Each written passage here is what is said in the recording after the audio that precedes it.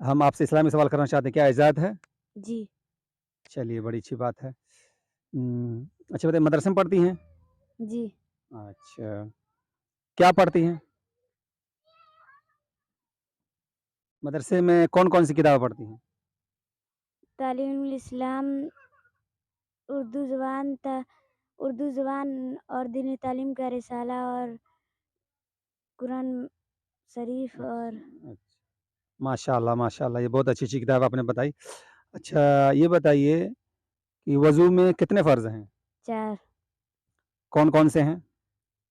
पहला मुँह धोना, ठुडी इध पहला मुँह धोना, एक कान के लौ से दूसरे कान के लौ तक धोना मुँह, ठुडी के नीचे तक। अच्छा, पेशानी के बालों से ठोड़ी के नीचे तक, माशाअल्लाह। और दूसरा?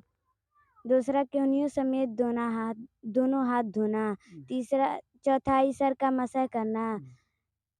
चौथा टखनों समेत दोनों पाँव धोना। माशाअल्लाह, इस बच्ची ने बहुत अच्छा जवाब दिया है।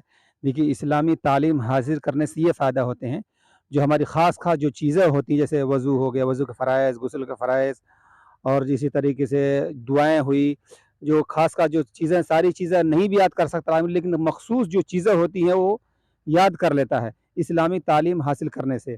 हम सबको चाहिए कि अपने बच्चों को इस्लामी तालीम की तरफ भी तवज्जो दें, दुनियावी तालीम के साथ-साथ इस्लामी तालीम भी अपने बच्चों को हासिल करावें।